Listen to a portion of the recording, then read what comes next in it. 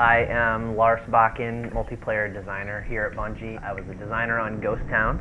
I'm Cameron Tenard. I was an artist on Ghost Town. And I'm Vic DeLeon, and I was an artist on Ghost Town. Why is Vic pink? That's the question. I'm Mr. Pink. The map itself is medium-sized, asymmetric map. Asymmetrical means there are no similar portions of the map that are copied from one side to another. Did you just look that up on Wikipedia? No, actually, yeah. Professor Vic. I Cameron, like I'm gonna shotgun kill just for that. Come on, jerk.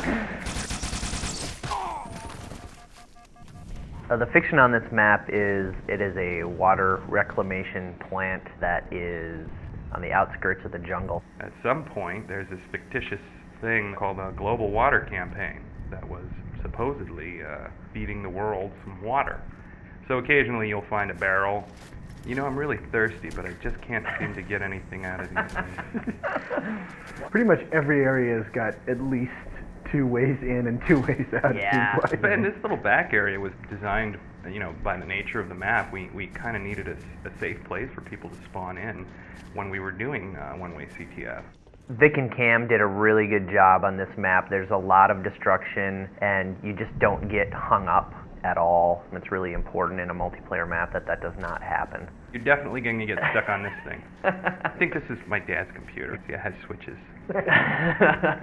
There definitely aren't the same weapons placed all over the map. They're more in unique locations.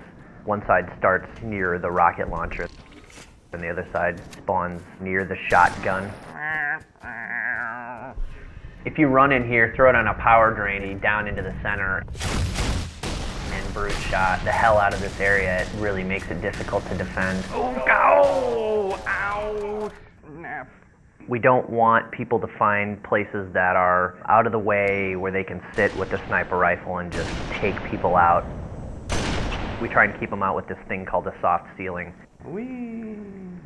There's the grav lift down below, the power drainer, and the bubble shield, and they're all kind of centrally located. Wait, so there's a grav lift in this map? Yeah, it's right here. Where? Doesn't Right even where know I'm his own humping. map. Obviously, the forge allows you to place everything, so there's some pretty cool stuff here. We were looking for something kind of new and exciting to add. What we ended up coming up with was using some of our underutilized system, doing basically HDR adjustment. So we can do things with screen effects now. This allows them to put a screen effect over the entire level, so they can create their own version of Ghost Town that looks like super saturated like this one. Do the Gears of War one. Hey, we can't do all Hey that. now. We're beeping that one out. We have the very simple color blind, Black and white. old-timey, Oh. which has a little bit of a It's like filmic effect with it. Watching a Charlie Chaplin movie. If you guys enjoy the map, we've had a lot of fun making it and playing on it and testing it and all that. Send all feedback to Vic DeLeon.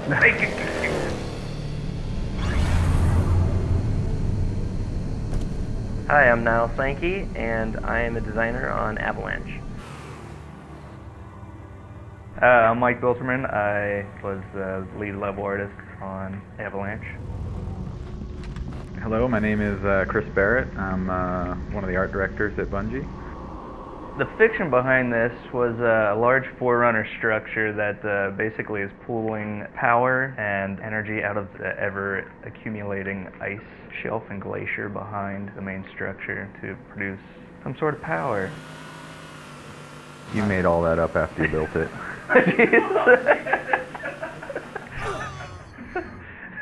We really wanted to make a map that we could put as many vehicles as possible on, and that was really the fun of the game, very much like Sand Trap is.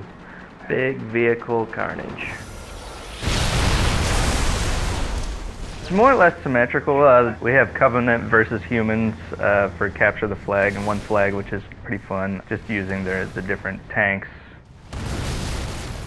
Man cannons are huge in this one, where the original didn't have the man cannons. Then we have the kind of the teleporter exits, which are kind of carved in forerunner tunnels.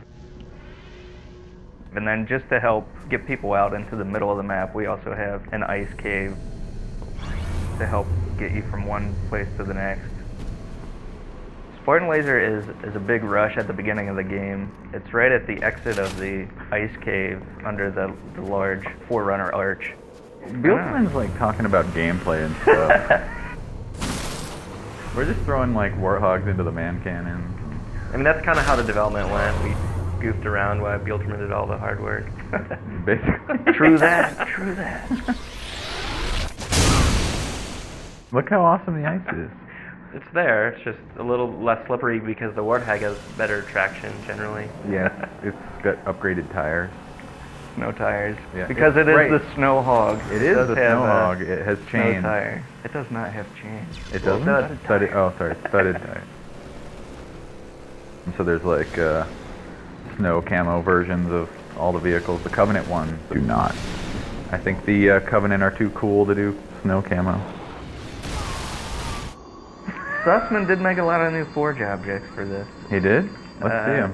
Alright, so one of the new Forge objects is a little sniper tower, along with a ramp.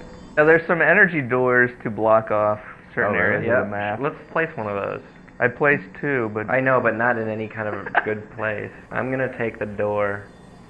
yeah, you block that. I'll block this door. Come play with my ramp, guys. Check it out. And it fits just like that. Memory was rough for the artists because we have so many vehicles and we wanted a lot of options in Forge so people could do whatever they wanted, but the more objects you get in there, the less texture space there is for artists. Those guys did a really good job. It turned out looking really good. Especially if you turn this filter on.